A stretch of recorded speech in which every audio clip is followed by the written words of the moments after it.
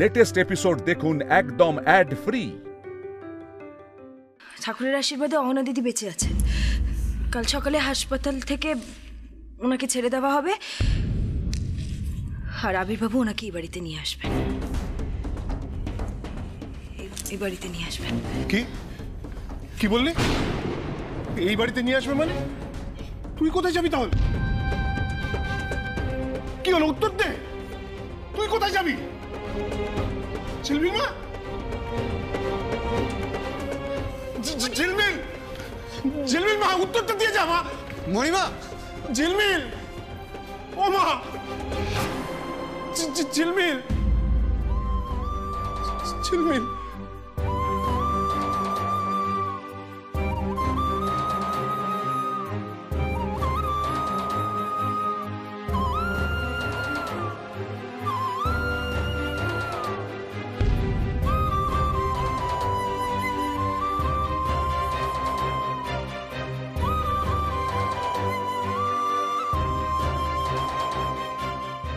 বর্দি,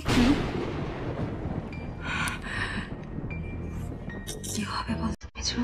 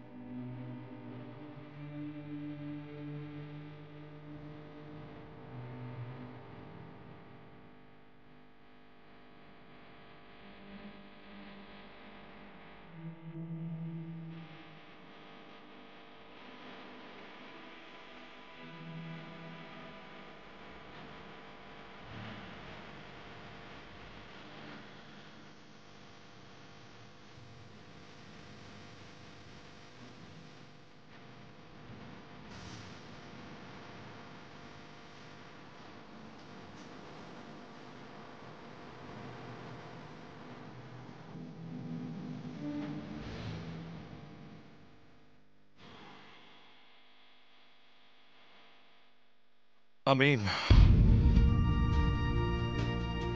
না ভাবিনি, মানে চেয়েছি, দীর্ঘদিন ধরে মনে প্রাণে চেয়েছি অহনা ফিরে আসুক। ঈশ্বর অহনাকে আমার কাছে ফিরিয়ে দিন। কিন্তু সময়ের সাথে সাথে বাস্তবটাকে মেনে নিচ্ছিলাম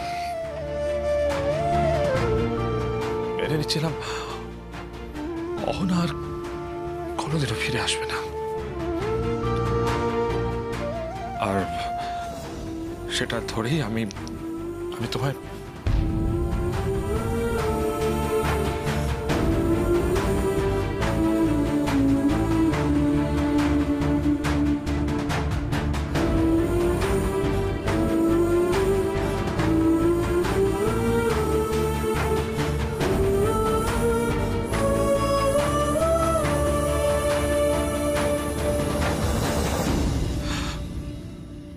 মানে দেখো না, এরকম একটা অবস্থা হবে আমি কি করে বুঝবো?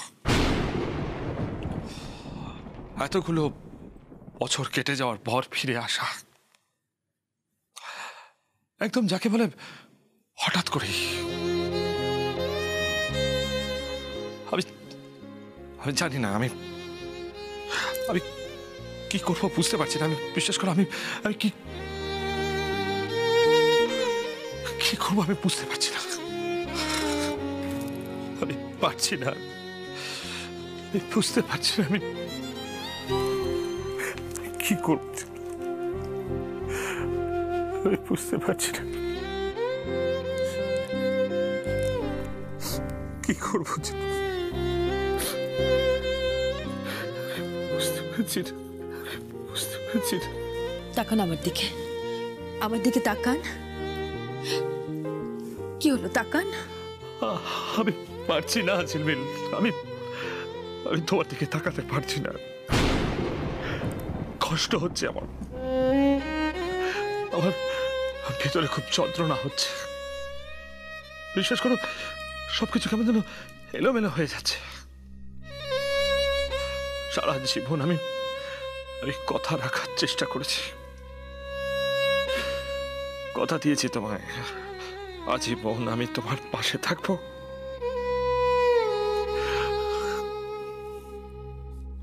কথার খেলাপ হওয়া নিয়ে আপনার এত অস্বস্তি? না না, সেটা নয়। তাহলে কি বলুন না। আমি বোঝো না ঝিলমিল, বোঝো না, ভালোবাসি তোমায়।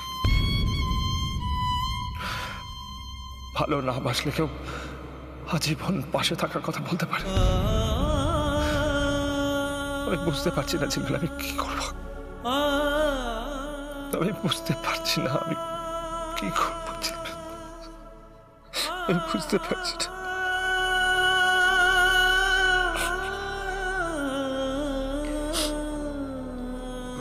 একজন মানুষ হিসেবে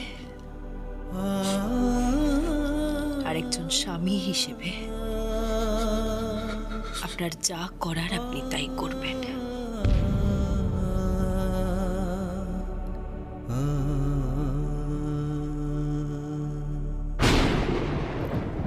আমি জানি আপনি দায়িত্ব এড়িয়ে যেতে শেখেননি, তাই আপনি আপনার দায়িত্ব পালন করবেন।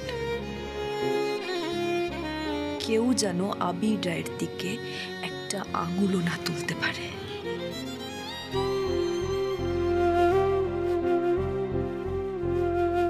আমি আছি পাশে।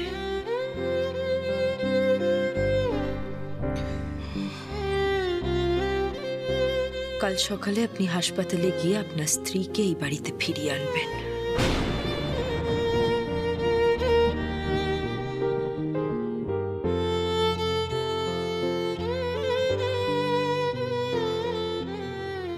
কি বলছো কি তুমি? অহনাকে বাড়িতে নিয়ে আসবো? তাহলে তুমি?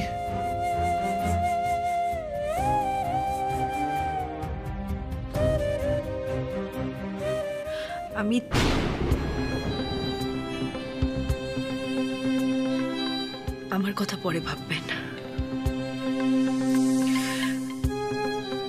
আপাতত অহনা দিদিকে বাড়িতে ফিরিয়ে আনা, ওনাকে সুস্থ করে তোলা, এটাই সবথেকে বেশি জরুরি।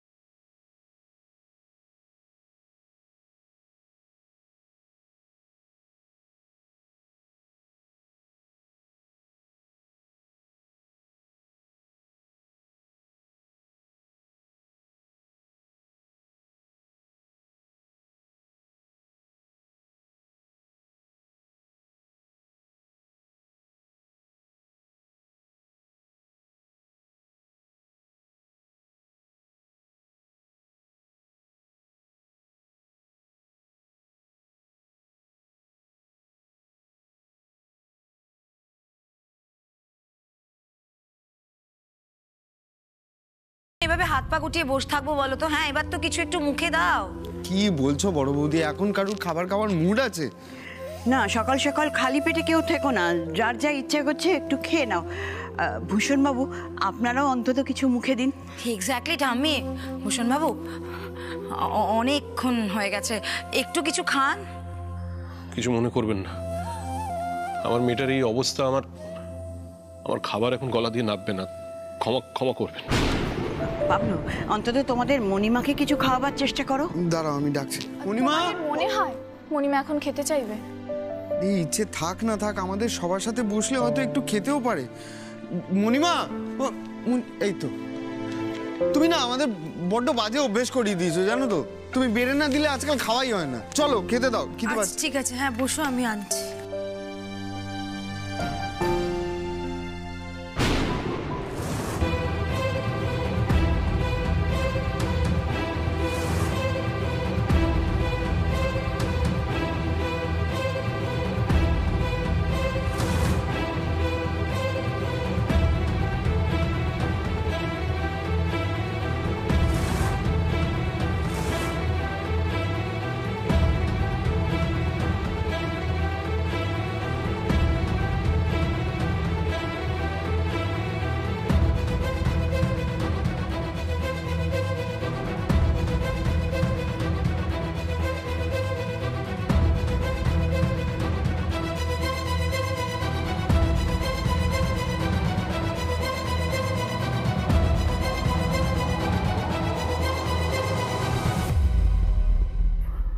ও না,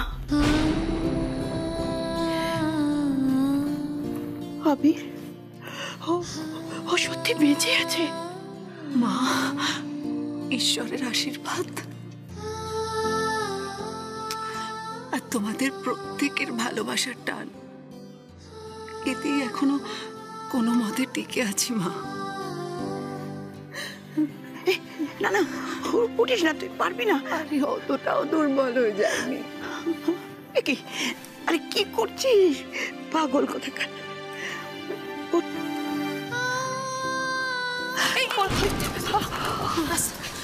আস্তে আস্তে আস্তে।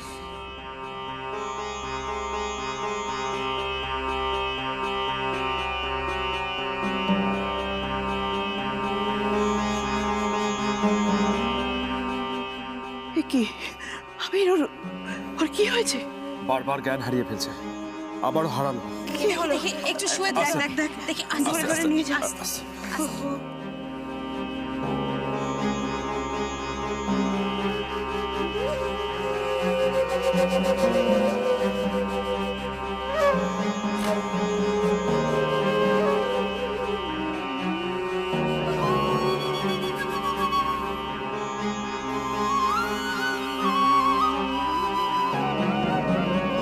হ্যালো ডক্টর, বাড়িতে আসতে না আসতেই দুর্ঘটনা, পা রাখতে না লাগতেই বাড়িতে অজ্ঞান হয়ে গেছে। প্লিজ ডক্টর, একবার বাড়িতে আসুন।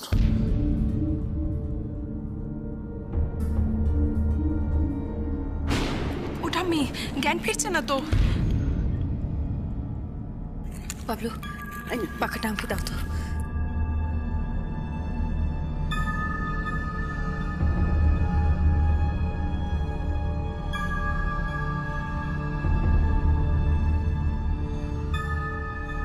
আসুন আসুন ডক্টর, আসুন প্লিজ প্লিজ। আসুন আসুন প্লিজ।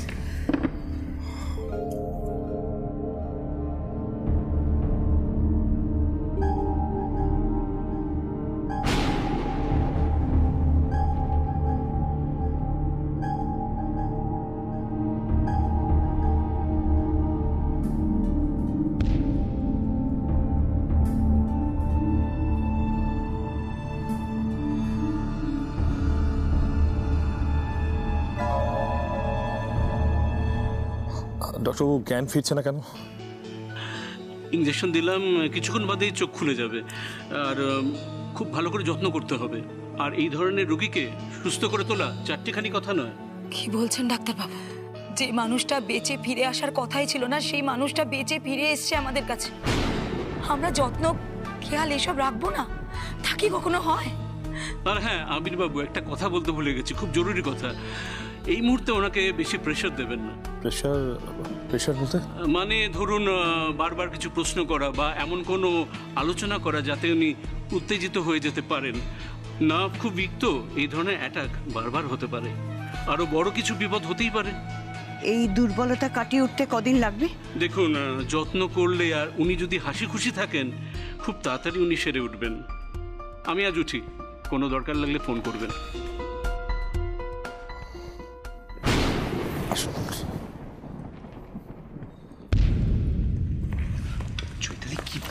একে বলে ধর্মের কল বাতাসে নড়ে। এখনো বুঝতে পারছো না? ওদিকে দেখো, মুখ চুন করে দাঁড়িয়েছে আমাদের রায় বাড়ি সেভিয়ার। এক নিমেষে নিজের জায়গাটা এভাবে নড়বড়িয়ে গেল। তো খুব এসেছিল না দিদিকে নিয়ে বাড়িতে তোমার সঙ্গে মিল করাবে বলে। এখন বুঝুক নিজের সাথে সেম জিনিসটা ঘটলে ঠিক কেমন লাগে। সব হিসেব উল্টে পাল্টে গেল, আরো আটকা পড়ে যাব। নানা তৃপ্ত না, প্ল্যান বি ভাবতেই হবে। তোর জন্য ভাবার জায়গায় বাবা আর নেই, অন্য কোনোভাবে টাকাটা জোগাড় করতেই হবে।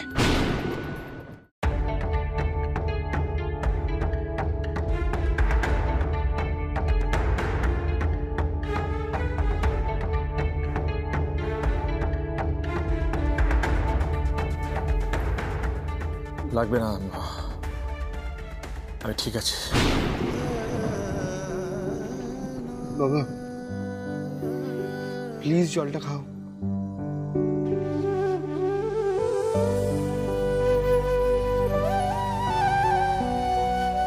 এভাবে ভেঙে পড়ো না বাবা, জীবনে মিথ্যে বলে কিছু নেই, আর সিদ্ধান্ত তো তোমার হাতে। আমরা সবাই জানি তোমার মন কতটা বড়। সময় নাও, সময় নিয়ে ভাবো কি করা যায়।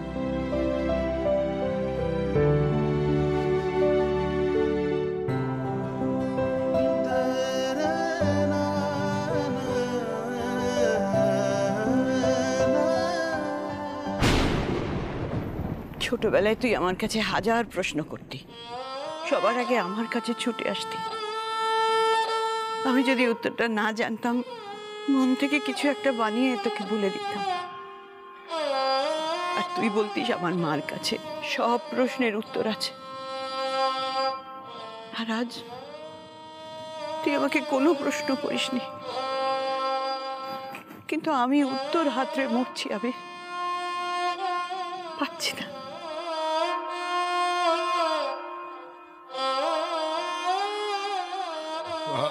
আবির বাবা, তুমি এবার কি করবে বলো তো? কোন দিকে যাবে তুমি?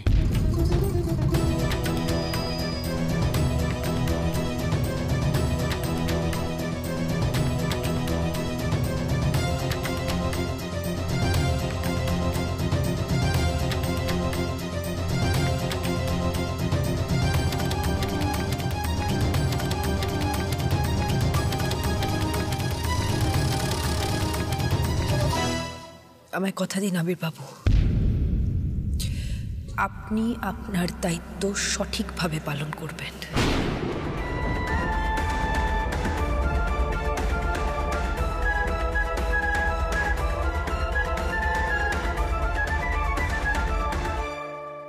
জিলমিল, তুমি আবেগের বশে। না আবির বাবু,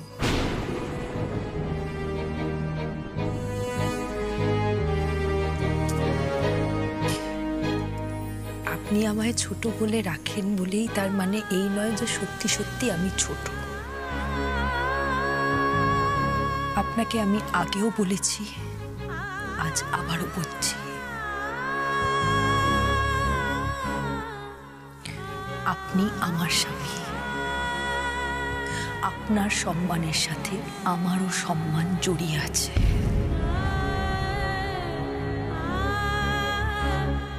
এই যে সবাই এত প্রশ্ন করছে, বাবা মা, এরা সবাই আমার কথা ভেবে, আমার ব্যাপারে চিন্তা করে প্রশ্ন করছে।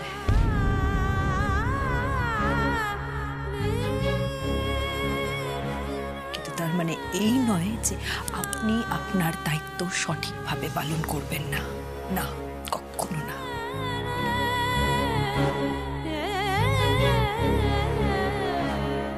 কেউ যেন কখনো এটা না বলতে পারে যে আবির রায় নিজের দায়িত্ব সঠিকভাবে পালন করেনি। মণিমা তুমি কি বলছো? তুমি তুমি জানো মণিমা, একটা মানুষ এত বছর নিখোঁজ হওয়ার পর তাকে ধরেই নেওয়া হয়, সে আর বেঁচে নেই। হ্যাঁ হ্যাঁ, ঠিক কথা। আর ওই সম্পর্ক শেষ হয়ে গেছে ভেবেই তো আবির তোকে বিয়েটা করেছিল। আমরাও আজকের আগে অবধি জানতাম যে অহনা মৃত।